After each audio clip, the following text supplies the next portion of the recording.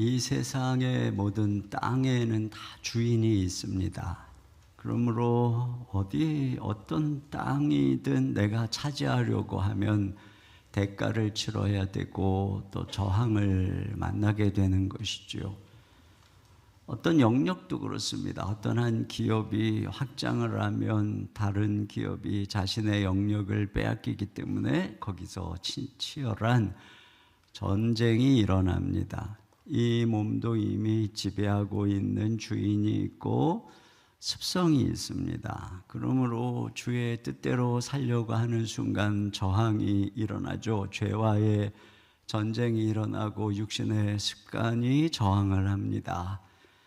때로는 가족이 저항을 하고 친구가 저항을 하죠. 우리가 선을 행한다고 해도 악이 이미 점령한 곳에서는 악의 저항이 일어납니다. 물론 우리가 아무 일도 안 하고 그저 시대에 순응하면 어떤 저항도 만나지 않을 것입니다. 그러나 우리가 무엇인가를 하고자 한다면, 내 인생을 향한 주님의 뜻을 이루고자 한다면 반드시 반대를 만나고 또 우리는 그것을 뚫고 나가야만 그 뜻을 이룰 수 있을 것입니다. 오늘 사도들이 주님의 이름으로 병자를 고치는 선한 일을 했죠. 그게 배경이 되고 있는데, 그래서 많은 사람들에게 복음을 전하고 5천 명이 세례를 받습니다. 승승장구하고 곧 주의 나라가 올 것 같은데 그들의 반격이 시작이 됩니다. 사내들인 공의회가 소집이 되고 그들은 다시는 예수의 이름으로 말하지 말라고 협박을 하죠. 공권력의 저항입니다. 우리가 주의 나라를 어떤 공터에 건설하는 것이 아니고 정의와 공의의 나라를 무주공산에 세우는 것이 아니죠. 그러므로 주의 뜻을 행하고자 할 때는 이 세상 임금이 마귀의 저항이 일어나는 것입니다. 이러한 반대와 저항을 이겨내지 못하면 우리의 삶은 아무것도 이루지 못할 것이며 교회가 잠잠하면 공동묘지가 되고 말 것입니다. 이런 문제, 반대, 핍박, 저항의 상황을 이겨내기 위해서 오늘 우리가 본문에서 배울 것이 있습니다. 초대교회는 어떻게 이 강력한 핍박과 반대의 상황을 돌파했을까요? 첫째로는 합심기도의 능력을 사용하라는 것입니다. 자, 이 핍박의 상황이 닥쳐오자 그들이 한 일이 무엇인가? 23절을 봅시다. 시작. 사도들이 노임에 그 동료에게 가서 제사장들과 장로들의 말을 다 알리니, 먼저 그들의 그 상황을, 그 협박을 동료들에게 가서 이야기를 합니다. 그 동료들은 다른 사도들일 테고 오순절날에 함께 기도했던, 다락방에서 기도했던 120여 명의 성도들이 주축이었을 것입니다. 그걸 얘기하니까 그들이 어떻게 했느냐? 24절입니다. 시작. 그들이 듣고 한 마음으로 하나님께 소리를 높여 이르되, 네, 그들이 합심해서 기도를 했어요. 자, 여기서 우리가 한 가지 배우는 게 뭐냐면, 우리에게 감당하기 어려운 문제가 생겼을 때 그 문제를 기도 제목으로 만들어서 기도의 동역자들과 함께 나누라는 것입니다. 저는 제 마음속에 염려, 근심, 두려움이 생기면 그 고민을 제 마음에서 꺼내서 기도의 수첩으로 늘 옮겨 적습니다. 그리고 하나님께 기도합니다. 더 어려운 문제, 홀로의 기도로 해결할 수 없는 문제들은 우리 교회 중보기도단에게 또는 기도 사역팀에게 기도 부탁을 해서 함께 기도합니다. 지난 21년 동안 우리 교회가 여기까지 오면서 성장하면서 수많은 저항과 어려움을 만날 때마다 그렇게 해왔습니다.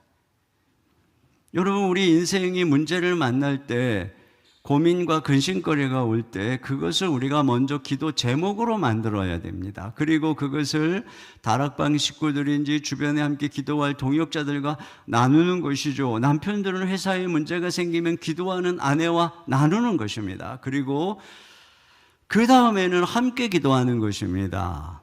여기 24절 그들이 듣고 한 마음으로 하나님께 소리를 높여 기도했다고 하는 것이죠. 그들은 즉시 기도하고 있습니다. 여러분, 우리가 기도 제목을 나누는 것도 중요하지만 더 중요한 것은 마음을 앞에서 같이 기도하는 것입니다. 기도할 때 하나님이 일하십니다. 초대교회가 어려움을 돌파할 수 있었던 이유는 이렇게 함께 그 문제를 놓고 기도할 수 있는 기도의 동역자들, 기도의 모임이 있었던 것이죠. 그런데 주목할 것은 뭐냐면은 그들이 한 마음으로 소리를 높여서 합심 기도를 드렸다는 것입니다. 여기서 아주 중요한 합심 기도의 요소를 배울 수 있는데요. 먼저는 그들이 소리를 높였다 이렇게 하고 있어요. 다 같이 묵상으로 기도를 했다, 그것이 아닙니다. 다 같이 소리를 내서 소리를 높였다는 것입니다. 그러니까 여러분, 제가 거듭 얘기하지만 우리가 우리의 음성으로 하나님을 부르고 하나님께 아뢰는 것이 기도의 시작인 것입니다. 시편 77편 1절 다 같이요. 시작. 내가 내 음성으로 하나님께 부르짖으리니 내 음성으로 하나님께 부르짖으며 내게 귀를 기울이시리로다. 네. 그러니까 내 음성으로 내 목소리를 내서 하나님께 부르짖을 때 하나님이 그 음성을 들으신다는 것이죠. 그러니까 여러분, 우리가 음성을 바라는 것이 기도의 시작인 것입니다. 무릎을 꿇었든 서 있든 걸어가든 설거지를 하고 있든 운전을 하고 있든 내가 내 목소리의 음성을 내서 하나님을 부르는 데서부터 우리의 기도가 시작하는 것입니다. 그런데 그들이 한 마음으로 소리를 높였다 이렇게 얘기를 하고 있어요. 그러니까 오늘날로 하면은 다 같이 통성으로 기도를 했다는 것입니다. 이 통성 기도에 대해서 외국 사람들은 코리안 프레어라고 합니다. 그러니까 한국식 기도라는 거예요. 보통 외국 사람들은 통성 기도를 하기보다는 어떤 기도 제목을 한 사람이 나와서 기도를 하면 다 같이 이렇게 고개를 숙이고 같이 그 기도를 따라서 아멘으로 화답하는 식으로 기도를 합니다. 그런데 통성 기도는 기도 제목과 다 같이 자기 목소리로 함께 기도하는 것이거든요. 우리나라의 이런 통성 기도가 시작이 된 것을 역사적으로 평양 대부흥 운동에서부터 시작됐다고 봅니다. 1907년 평양 대부흥 현장에서의 기도에 대해서 이렇게 기록을 하고 있어요. 많은 기도 소리가 한꺼번에 터져 나왔지만 전혀 혼란스럽지 않고 소리와 영의 큰 조화가 나타났다. 거부할 수 없는 기도의 충동에 휩싸인 영혼들이 한데 어우러졌다. 그날 밤 울음소리와 함께 하나님이 평양의 우리 가운데로 오셨다. 그러니까 성령께서 임하자 그들 모두가 다 소리를 내서 기도했다는 것입니다. 그래서 한국 교회사의 대표적인 학자이신 이만열 교수님이 이 1907년 평양 대부흥 운동으로부터 이 한국 교회에 나타난 것이 통성기도고 이것이 한국 교회의 부흥에 큰 영향을 끼쳤다는 것입니다. 그래서 그분이 이렇게 기록을 합니다.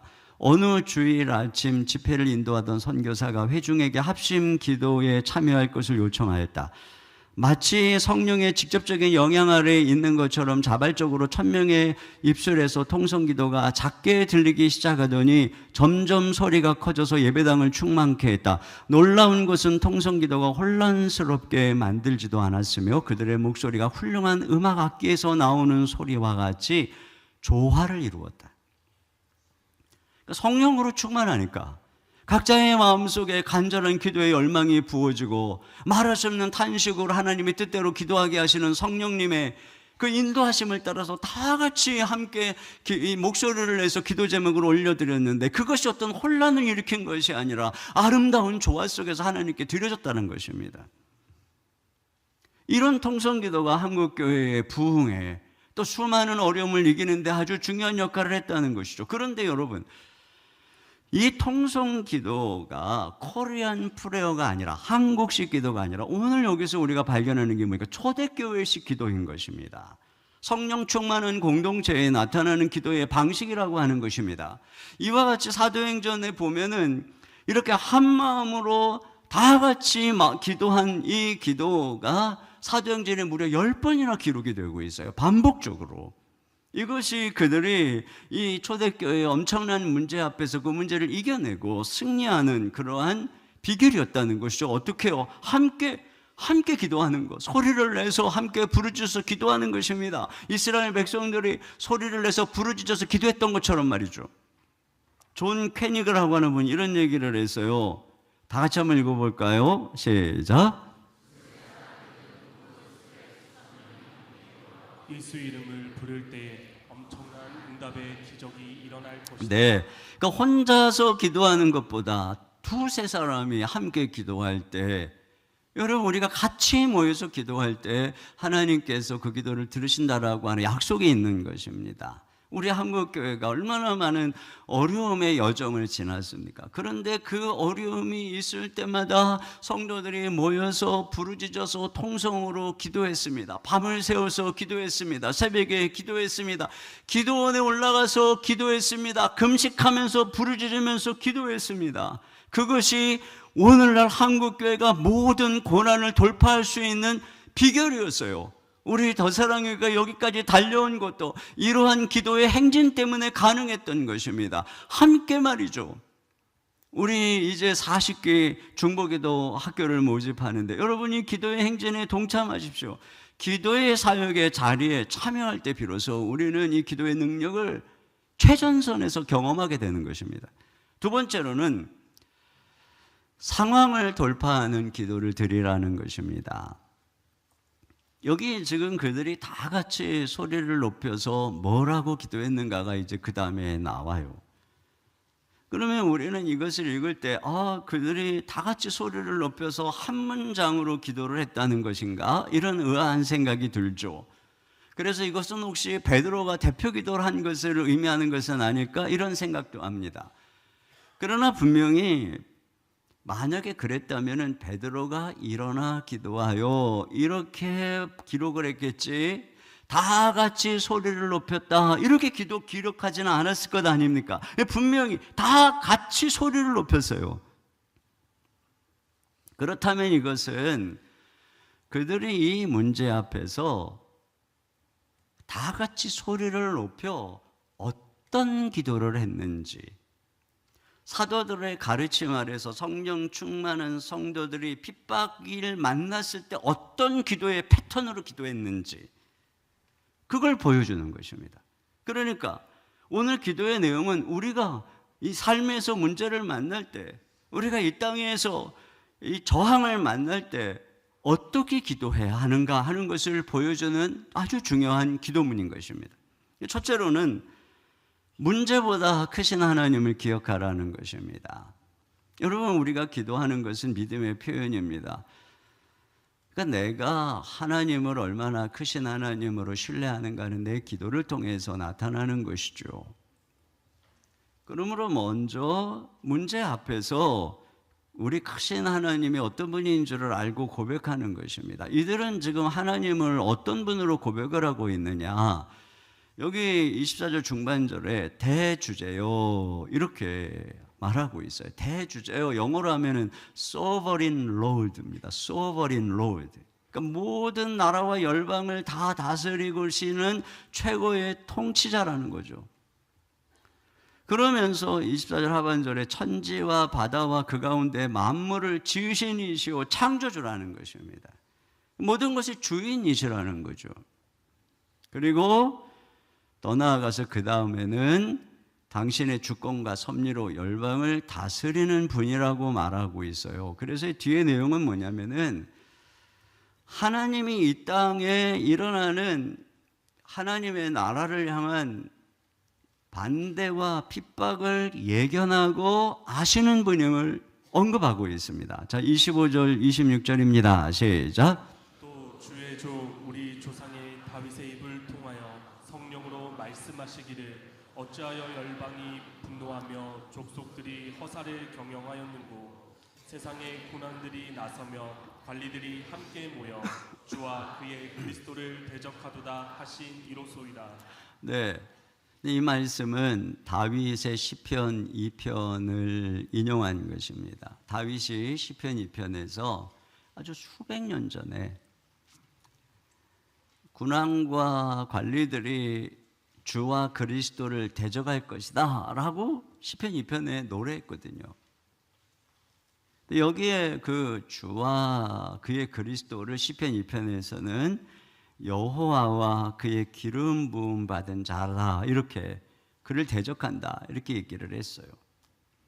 이 말씀이 장차 이제 수천 년 후에 오실 그리스도를 향한 예언이었다는 것입니다.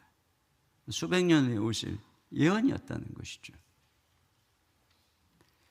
그런데 그 말씀대로 드디어 이루어졌다는 것을 얘기하고 있는 거예요. 27절, 28절입니다. 시작. 과연 헤롯과 본디오 빌라도는 이방인과 이스라엘 백성과 합세하여 하나님께서 기름 부으신 거룩한 종 예수를 거슬러 하나님의 권능과 뜻대로 이루려고 예정하신 그것을 행하려고 이 성에 모였나이다. 네.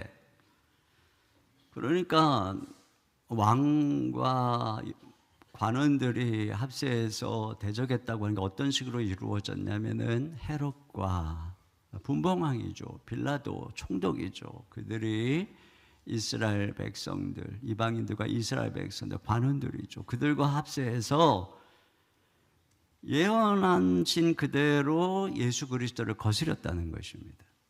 다시 말하면 그분을 십자가에 못 박았다는 거죠. 그런데 여기 28절은 번역이 시제가 애매해요. 지금 그들이 그것을 행하려고 이성에 모였나이다 이렇게 번역을 해놓으니까 지금 뭔가를 하려고 모인 것처럼 이렇게 되어 있습니다. 그런데 여기 나오는 모든 단어는 다 시제가 동사가 다 부정 과거형입니다. 그러니까 이미 과거에 일어난 일을 말하는 거예요. 그래서 새 번역이 적절하게 번역을 했습니다. 자, 새 번역으로 28절을 같이 보겠습니다. 시작. 주님의 권능과 뜻으로 미리 정하여 두신 일들을 모두 행하였습니다. 그렇습니다. 그러니까 결국 그들이 예수님을 십자가에 못 박은 일은 이미 하나님께서 다윗을 통해서 오래전에 예언한 대로 예정한 대로 일어난 일이라는 것입니다. 여기 특별히 28절에 하나님의 권능과 그 뜻대로 이루려고 예정하신 이렇게 됐을 때 이 권능이 손입니다. 이게 원문 그대로 하면 손. 하나님의 손은 보통 권능을 상징하는 것입니다. 그러니까 모든 일들이 다 하나님의 권능의 손바닥 안에 있다는 거예요. 다 그분의 수 안에 이런 모든 일들이 다 이 천지의 주제이신 그분 안에서 일어나고 있다는 것입니다. 요즘에 대한민국의 최고의 바둑의 고수는 신진서라고 합니다. 신진서. 얼마 전에 일본 중국 기사들에게 한국의 다른 기사들이 다 패하고 이 국가 대항전에서 딱 이 신진서 혼자 남은 거예요. 그런데 신진서가 모든 중국의 결선에 올라온 4명의 기사를 다 연파했습니다. 그래서 그가 이겼어요. 이건 엄청난 고수죠. 여러분, 이런 엄청난 고수는 바둑을 두면 수십 수를 이미 다 읽는 겁니다. 다 머릿속에. 제가 이 바둑계를 떠난 지 한 30년 됐습니다. 30년 전에 제가 약 10급 정도의 바둑을 두었습니다. 아이들 태권도 띠로 하면 한 노란 띠 정도 되는 수준입니다. 자, 제가 신진서와 바둑을 둔다고 해보십시다. 정말 모든 생각을 다해서 회심의 한 수를 딱 두었습니다. 이제 넌 죽었다. 그러나 신진서의 표정은 어땠을까요? 미소를 짓고 있겠죠. 왜요? 내가 무슨 수를 둘지 그는 다 알아요. 내가 둘 수 있는 모든 경우의 수가 그 머릿속에 다 있고 어떤 수를 두든지 그는 다 대책이 있어요. 그러니 여유만만 비웃죠. 어벤져스에서 타노스가 그 강력한 타노스가 모든 어벤져스들을 다 죽이고 그리고 이 전 세계를 멸망으로 이끌어갈 때 거기 닥터 스트레인저스가 나옵니다. 그는 미래를 다 볼 줄 알아요. 그가 모든 미래에 대한 경우의 수를 다 보고 딱 하나 남은 수, 그것을 선택해서 진행해 나가죠. 그래서 결국에는 그 다음 편에 다시 모든 것이 회복되는 그 놀라운 역전의 일들이 일어나잖아요. 여러분, 이처럼 하나님은 다 아시는 것입니다.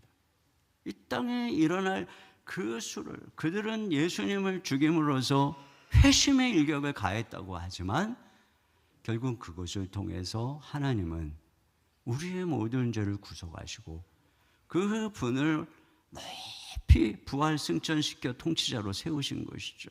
다 그분의 수 안에 있었던 것입니다. 이 사도들의 믿음이 그것입니다. 하나님의 통치와 그분의 섭리인 것이에요. 우리가 보았지만 1장에서도 다 가룟 유다가 제 길로 간 것도 하나님의 섭리 안에 있었던 것이고, 그래서 새로운 사도를 세울 때도 뭐라 그러냐면 사람의 마음을 아시는 주여. 여러분, 이와 같이 하나님은 다 알아요. 모든 것을, 개인의 모든 것을 다 알아요. 그런데 오늘 본문에서는 개인의 모든 것만 아시는 분이 아니라 이런 거대한 역사적인 전쟁, 거대한 이 국가의 권력의 핍박, 이것도 하나님이 다 아신다는 것이에요. 그냥 우연히 일어났거나 악의 힘이 강해서 일어났거나 한 것이 아니라 하나님께서 정하신 예정 가운데에서 일어났다는 것입니다. 그러니까 그 어떤 고난과 핍박이 우리 가운데 온다 할지라도 합력해서 선을 이루실 수가 주님의 손 안에 있다는 것이죠. 그분이 다 알고 계신다는 것은 그분이 대책을 가지고 있다는 것입니다. 우리는 이런 섭리를 믿는 것입니다. 그러니까 우리가 이런 어려움이 오지만 어떤 어려움이 와도 고백하는 것은 이것이 하나님의 선하신 섭리 아래 있는 것이에요. 그것이 바로 이들이 이 핍박을 두려워하지 않는 중요한 믿음이었던 것입니다. 그러면 이러한 믿음과 확신은 그들의 기도에 어떤 영향을 줄까요? 기도의 내용을 다르게 만들어요. 이들은 문제를 문제를 제거해달라고 하는 것이 아니라 상황을 돌파할 능력을 달라고 기도를 하고 있어요. 29절 상반절 보겠습니다. 시작. 주여, 이제도 그들의 위협함을 굽어보시옵고. 여기 위협함을 굽어보시고라고 하는 이 말을 예전에 개역 성경에서는 위협함을 하감하옵시고, 그러다 보니까 한자로 번역을 하다 보니까 언뜻 볼 때 이 위협함을 좀 줄여달라 이렇게 들려요. 그리고 그런 기도가 또 우리에게 맞는 것 같아요. 주님, 이 위협을 제거해 주십시오, 이런 기도처럼 말이죠. 그런데 지금 그런 기도가 아니라 이 위협의 상황을 굽어봐 달라는 거죠. 살펴달라는 것입니다. 여러분, 이것은 위협을 없애달라는 게 아니에요. 그런 위협 상황에 있는 우리를 살펴봐 달라는 것입니다. 이들은 알아요.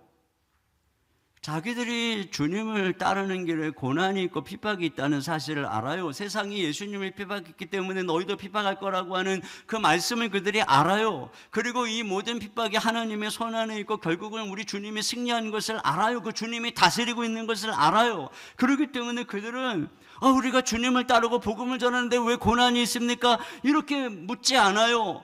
이렇게 열심히 하려고 그러는데 왜 이렇게 자꾸 어려움이 생기고 반대와 저항이 있습니까? 이렇게 묻지 않아요. 이런 상황을 피하게 해주세요. 이렇게 하지 않아요. 뭐라고 하는 거냐면은 이런 위협은 다 주님이 손 안에 있는 것이고 예견한 것입니다. 그러므로 위협에도 불구하고 뒤로 물러서거나 하지 않고 전진을 멈추지 않을 것이니 굽어 살펴달라는 것입니다. 우리가 이 전쟁에서 도망하거나 피하거나 하지 않을 것이고 우리가 이 전쟁에 참전할 것이니 그러므로 하나님 우리를 살펴봐 주십시오. 이렇게 기도하는 거죠. 우리를 지켜주십시오. 이렇게 기도하는 것입니다. 여러분, 이들이 협박대로 입을 다물면 아무런 핍박이 없어요. 전쟁에 참전하지 않으면 아무런 핍박이 없어요. 그러나 그렇게 되면 악은 번성하고 우리 주 예수님의 의로운 통치와 구원은 이루어지지 않을 것입니다. 반지의 제왕의 프로도가 샤이어 마을에서 평화롭게 살아가는데 어느 날 간달프가 이 프로도를 엄청난 선과 악의 전쟁으로 부르죠. 그 부름에 응하면 고난이고 부름을 거부하면 그 엄청난 두려움의 싸움과 위험에서 벗어날 수 있어요. 그리고 샤이어 마을에서 평화롭게 살 수 있어요. 그러나 그 평화는 시한부 평화죠. 곧 끔찍한 악의 세력이 번성해서 그들을 멸망시켜 버릴 것입니다. 여러분, 우리도 마찬가지죠. 저절로 이 땅에 평화와 공의의 나라가 오는 것입니까? 저절로 교회가 세워지는 것이며 저절로 교회가 번성해서 다음 세대를 살아갈 우리 자녀들의 울타리가 저절로 되어주는 것입니까? 저절로 믿음의 가정이 되는 것인가요? 복음의 전파를 방해하는 배후의 악한 영과 맞서서 용기를 내서 싸워 이길 때 그것이 가능한 것입니다. 그러므로 선택이 무엇이냐? 참전하는 것입니다. 나 혼자 홀로 저 샤이어만에서 평안히 살겠다, 이것이 아닌 거죠. 이 초대교회 성도들은 기꺼이 이 협박 가운데서 맞선 것입니다. 그런 기도를 하는 거죠.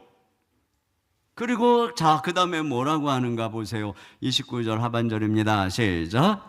또 종들로 하여금 담대히 하나님의 말씀을 전하게 하여 주시오며. 네. 주님, 어려워요, 힘들어요, 제발 이 상황 좀 벗어나게 해주세요가 아니라 뭐라고 하는 거예요? 담대히 하나님의 말씀을 전하게 해주십시오. 이런 핍박에도 불구하고 담대히 하나님의 말씀을 전하게 해주십시오. 그러니까 이 핍박과 저항에 맞설 능력을 달라고 기도하는 것입니다. 반대에 맞설 용기를 달라는 거죠. 여러분, 우리가 구해야 되는 것은 평안한 환경이 아니라 힘들고 어려움이 와도 그것에 맞설 용기를 구하는 거죠. 반대에 직면할 용기를 구하는 것입니다. 메가더 장군이 자녀들을 위해서 기도를 했어요. 확실히 장군다운 기도예요. 우리 뭐라고 기도했는지 한번 다 같이 한번 읽어보겠습니다. 시작. 원하옵나니 그를 평탄하고 안이한 길로 인도하지 마시고 고난과 도전에 직면하여 분투한거할 줄 알도록 인도하여 주시옵소서. 그리하여 폭풍우 속에서 용감히 싸울 줄 알고 패자를 관용할 줄 알도록 가르쳐 주시옵소서. 네. 그리고 더 나아가서 그 상황을 돌파할 능력을 구하고 있어요. 자, 30절입니다. 시작. 손을 내밀어 병을 낫게 하시옵고 표적과 기사가 거룩한 종 예수의 이름으로 이루어지게 하옵소서 하더라.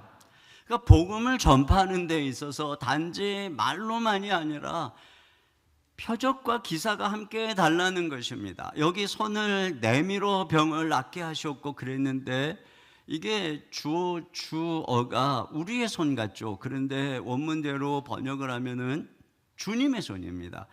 주께서 손을 내밀어 병을 낫게 하셨고 이겁니다. 여러분, 근데 이것은 우리의 손을 내미는 것이나 마찬가지예요. 왜냐하면 지금 이 나면서부터 걷지 못하는 장애인을 치유할 때 이 베드로와 요한이 손을 내밀어서 그의 손을 잡아 일으켰어요. 그때 발목에 힘이 들어가고 치유를 받았단 말이죠. 근데 그때 예수의 이름으로 일어나라고 명령하면서 그의 손을 내밀 때 그 손이 바로 예수님의 손이 되었던 것입니다. 그 손을 통해서 예수님이 그에게 손을 뻗었던 것입니다. 그러니까 주님이 오늘날 다른 누군가 아픈 사람에게 손을 뻗어서 그를 일으키려면 우리가 믿음으로 손을 뻗어서 그에게 안수를 하고 기도를 해야 되는 것입니다.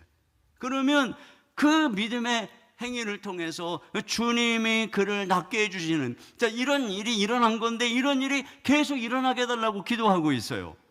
그리고 그 예수님의 이름으로 표적, 주님이 살아계시다는 표적과 기사가 일어나게 해 주십시오. 그 자신들의 능력으로만은 이 강팍한 세상에서 복음을 전하고 상황을 돌파할 수 없으니 말로만이 아닌 능력으로 이 복음이 증거되게 해주십시오. 내 안에 계신 예수님의 능력이 나타나게 해주십시오. 이렇게 기도하고 있는 것입니다. 그러니까 그들의 기도는 문제를 제거해 주세요. 이 문제에서 피해서 저를 편안하게 해주세요. 이런 기도가 아니라 이 문제를 정면으로 돌파해서 나갈 수 있는 능력을 주십시오라고 기도하고 있는 것이죠. 미국의 유명한 설교자 필립 브룩스가 이런 얘기를 했어요. 능력에 맞는 일을 구하지 말고 일에 맞는 능력을 구하라. 따라서 해보세요. 능력에 맞는 일을 구하지 말고 일에 맞는 능력을 구하라. 일에 맞는 능력을 구하라. 여러분, 능력에 맞는 일을 구한다는 건 뭐예요? 주님, 제 능력 아시죠? 제 연약함 아시죠? 제 한계 아시죠? 제가 감당하지 못할 일은 주지 마세요. 주님, 이거 너무 힘들어요. 이겁니다.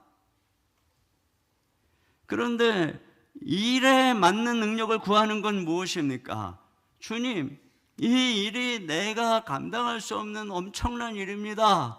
그러나 제가 이 문제 앞에 맞서 싸우고 감당하기 원하니 이 문제를 돌파할, 이 일을 감당할 능력을 주십시오. 이렇게 기도하는 거죠. 그러니까 지금 이 사도들이 그렇게 기도하고 있는 것입니다. 우리가 문제를 탄식하는 수준에서 벗어나서 그 문제를 이길 도전적인 기도를 드리기를 원하시는 것이죠. 여러분, 우리 주 예수님의 겟세마네 동산의 기도가 그런 것이었어요. 엄청난 십자가 결전 앞에서 주님도 자, 우리랑 똑같은 성정을 가지신 인간이시니까 할 수만 있으면 이 잔을 피해달라고, 지나가게 해달라고. 그러나 내 원대로 마옵시고 아버지의 원대로 되기를 원하나이다. 3번씩이나 이렇게 기도를 하면서 결국은 주님께서는 그 겟세마네 동산에서 문제를 피하는 게 아니라 그걸 감당하기를, 그 십자가를 지기를, 그 문제를 맞서기를, 그래서 그 겟세마네 동산에 주님은 그 능력을 덧입었던 것입니다. 그 감당할 힘을 구했던 것이에요. 우리의 기도가 여기까지 가야 되는 것입니다. 십자가와 짐을 내려놓게 해달라고 하는 기도가 아니라 주님, 지고 갈 힘을 주십시오. 감당할 능력을 주십시오. 여러분, 우리가 늘 위로만 구하고 문제 해결만 구한다면 그런 기도는 절대로 충성된 기도가 될 수 없습니다. 그리스도를 본받아를 쓴 토마스 아켄피스가 이렇게 글을 썼어요. 자, 같이 한번 읽어보겠습니다. 시작. 항상 위안을 찾는 이들은 용병이라 불러 마땅하지 않은가. 항상 자신의 이익을 생각하는 이들은 그리스도보다 자신을 사랑하는 이들이 아닌가. 아무 대가 없이 하나님을 섬기려는 이들을 어디서 찾을 수 있겠는가. 그러니까 늘 위안을 찾는 이들은 용병이라는 거예요. 돈을 받고 고용된 군인이라는 것이죠. 이익을 위해서 말이에요. 과연 기꺼이 그분의 전쟁에 충성되이 참여하고자 하는 자를 어디서 찾을 수 있겠는가? 바로 그 얘기인 것입니다. 이들이 지금 능력을 구하는 건 그거예요. 주님, 당신이 말씀하신 대로 신자가 이 땅에서 고난을 당한다고 하였는데 드디어 올 것이 왔습니다. 이 모든 일들은 다 우리 주님의 계획과 통치 가운데 있는 줄 믿습니다. 이 상황을 돌파할 용기를 주십시오. 이 세속사회의 거대한 공격을 이길 지혜를 주십시오. 능력을 주십시오. 여러분, 우리가 이렇게 기도해야 될 줄로 믿습니다. 결국은 이렇게 기도하는 사람들이 그 시대 그 싸움에 부름을 받는 것입니다. 주님, 제가 감당하겠습니다. 저에게 용기를 주십시오. 능력을 주십시오. 이렇게 기도하는 사람이 그 시대의 하나님의 구원 역사에 동참하는 것이요, 이런 기도를 드릴 수 없는 사람들은 하나님의 구원 역사에 한 발짝도 뒤로 놓을 수가 없는 것이에요. 마지막으로 성령의 능력을 새롭게 덧입을 하는 것입니다. 자, 31절을 다 같이 보겠습니다. 시작. 빌기를 다음에 모인 곳이 진동하더니 무리가 다 성령이 충만하여 담대히 하나님의 말씀을 전하니라. 네, 빌기를 다 했다. 기도를 마쳤다는 것이죠. 그랬더니 어떤 일이 일어났느냐. 모인 곳이 진동을 하고 무리가 다 성령의 충만을 입어서 담대히 기도대로 담대히 하나님의 말씀을 증거하게 되어서, 그러니까 기도가 즉각 응답되는 것입니다. 여러분, 우리가 하나님 앞에서 100% 응답되는 기도가 있습니다. 그게 뭐냐면, 주님, 제가 복음을 전하겠습니다. 제가 사명의 십자가를 지겠습니다. 감당할 능력을 주십시오. 이건 100% 응답되는 기도인 것입니다. 그러나 주님, 피하게 해주세요. 문제를 해결하게 해주세요 라고 하는 기도는 응답률이 50% 이하로 뚝 떨어지는 것입니다. 주님, 제가 짐을 질 테니 감당하게 해주세요. 주님, 제가 그 사람 사랑할 테니 능력을 주세요. 주님, 제가 희생할 테니 힘을 주세요. 주님, 지금 너무너무 힘들고 하루도 살아갈 능력이 없지만 제가 일어나서 오늘도 주의 뜻을 행하고자 하오니 힘을 주세요. 그러면 이 기도는 100% 응답되는 것입니다. 그래서 응답이 뭐냐면, 성령님이 함께 하시는데 성령님이 임재하실 때 나타난 현상이 뭐냐면은 진동했다는 거죠. 32절 상반절 다시 봅니다. 시작. 빌기를 다음에 모인 곳이 진동하더니 무리가 다 성령이 충만하여. 여러분, 여기 진동한다는 것은 구약의 하나님이 시내산에서 강림하실 때에 막 땅이 진동을 했습니다. 그러니까 진동한다는 것은 하나님의 임재의 표시인 것입니다. 여기 진동한다는 것은 성령 하나님이 강력하게 임재하심의 감각적 표현인 것이죠. 근데 얼마나 그분의 임재가 강력한 것인지 땅이 진동한 것입니다.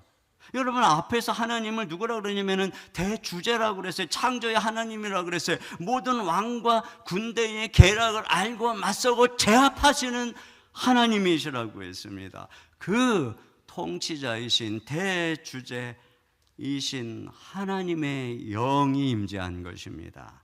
그러니까 어때요? 땅이 감당을 못하고 떠는 것입니다. 흔들리는 것입니다. 그러니까 성령 하나님이 통치자의 영으로 모든 군대 왕들에게 맞서는 능력의 영으로 임하신 것이에요. 그래서 어떻다고 하느냐. 31절 하반절입니다. 시작. 무리가 다 성령이 충만하여 담대히 하나님의 말씀을 전하니라. 담대히 하나님의 말씀을 전하더라는 겁니다. 이게 뭐냐? 군사가 되었다는 것입니다. 여러분, 에스겔 해골 골짜기에 뼈다귀처럼 다 말라버린 이스라엘을 향해서 에스겔이 말씀을 대언하고 생기가 사방에서부터 불어 죽은 자를 살게 하라고 했을 때 그들에게 성령이 임하니까 일어섰는데 군대더라는 거예요. 지극히 큰 군대더라. 그러니까 하나님의 영은, 하나님의 말씀은 우리를 이런 군대로 양성을 하는 것입니다. 다윗이 사무엘을 통해서 기름 부음을 받고 성령으로 감동하니까, 어려서부터 충만하니까 그거 어떻게 자랐다고 하는가 보세요. 사무엘상 16장 18절입니다. 시작. 소년 중 한 사람이 대답하여 이르되 내가 베들레헴 사람 이새의 아들을 본즉 수금을 탈 줄 알고 용기와 무용과 구변이 있는 준수한 자라. 여호와께서 그와 함께 계시더이다 하더라. 네, 여기 용기와 무용을 갖다가 NIV에서는 He is a brave man and a warrior라고. 그러니까 이 용기가 있는 사람이고 용사였다는 것입니다.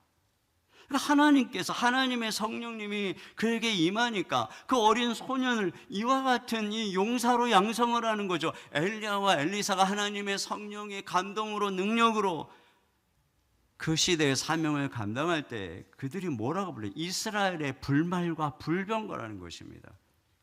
그들이 모든 아람 군대를 이기고 그 나라를 지키는 불말과 불병거였다는 것이죠. 그러니까 성령님은 이와 같이 강력한 분인 것입니다. 바울이 핍박과 박해 속에서 감옥에 투옥이 되고 순교를 준비하죠. 그게 디모데후서입니다.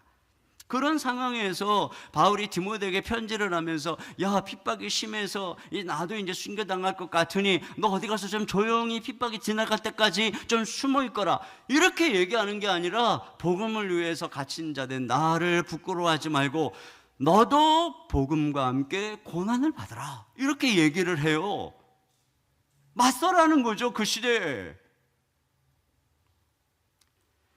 그러면서 이 소심해하는, 천성적으로 소심한 것처럼 보이는 디모데에게 이런 얘기를 합니다. 디모데후서 1장 7절입니다. 시작. 하나님이 우리에게 주신 것은 두려워하는 마음이 아니요 오직 능력과 사랑과 절제하는 마음이니. 네, 지금 두려워하는 디모데에게 바울이 기억시키는 거예요.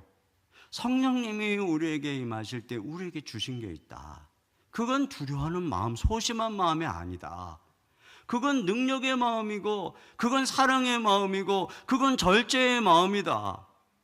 능력의 마음이라는 거예요. 다윗에게 주셨던 용사의 마음을 우리에게도 주셨다는 것입니다. 이미 성령님이 우리 가운데 거하실 때 그 마음이 우리에게 있다는 거예요. 저는 천성적으로 소심한 사람입니다. 겁도 많은 사람입니다. 그래서 늘 두려운 상황이 되면은 내 연약한 천성을 바라보게 돼요.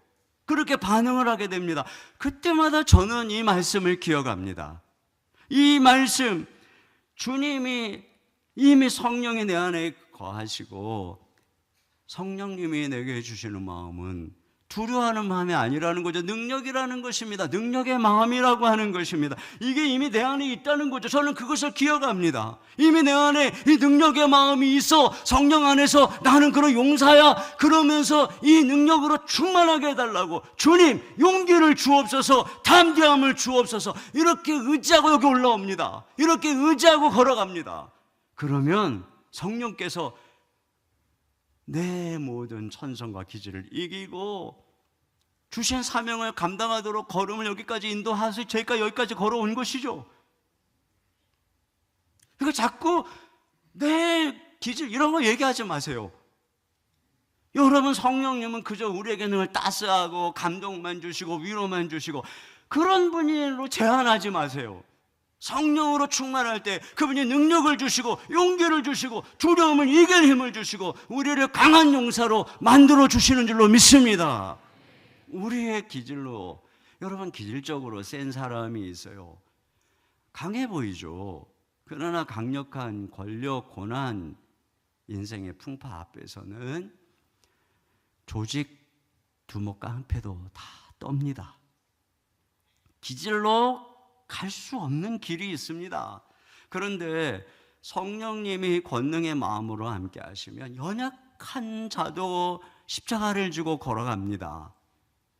여기 지금 이 베드로를 보세요. 겁이 많아가지고 예수님 따라가다가 계집종 앞에서 3번이나 부인하고 제자들 보세요. 다 도망갔어요.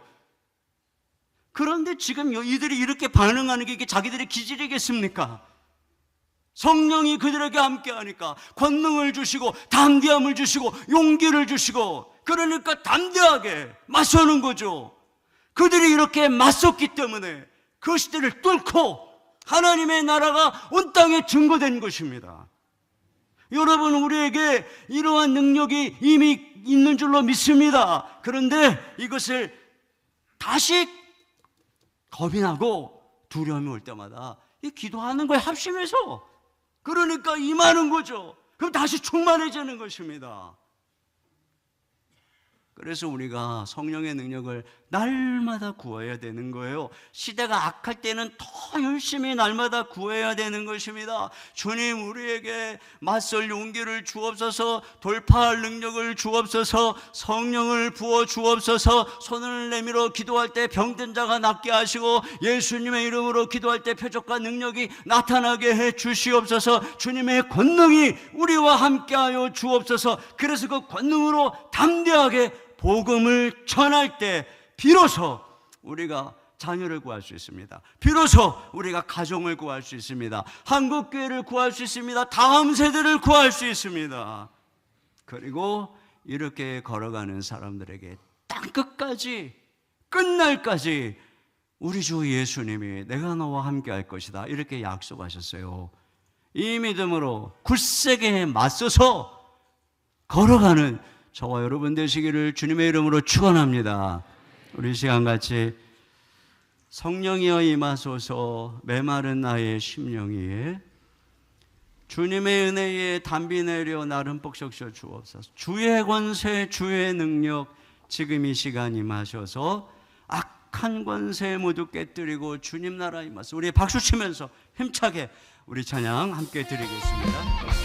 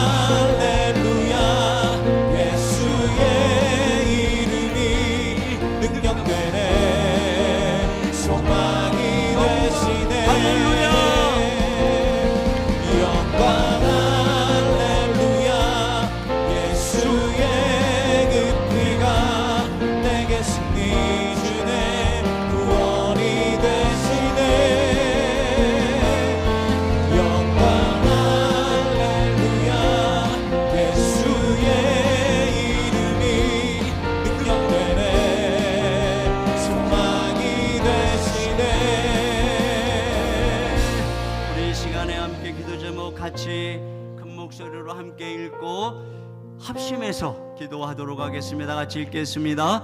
인생의 문제를 만날 때 기도의 동역자들과 함께 기도 제목을 나누고 한마음으로 소리 높여 합심하여 기도하게 하소서. 아멘. 문제보다 크신 하나님의 능력과 섭리를 온전히 믿고 어려움과 고난을 피하거나 제거해달라는 기도가 아닌 기꺼이 맞서 감당할 용기와 능력을 구하게 하소서. 아멘. 통치자이신 성령님의 능력으로 날마다 우리를 충만케 하시고 새롭게 하소서. 두려움을 이길 힘을 주시고 강하고 담대한 영적인 군사로 복음을 전하며 믿음으로 돌파하게 하소서. 아멘. 자, 따라서 한번 해보세요. 주여, 주여, 주여, 능력을 주옵소서, 능력을 주옵소서, 능력을 주옵소서. 우리 다 같이 한 목소리로 기도하겠습니다. 하나님 아버지,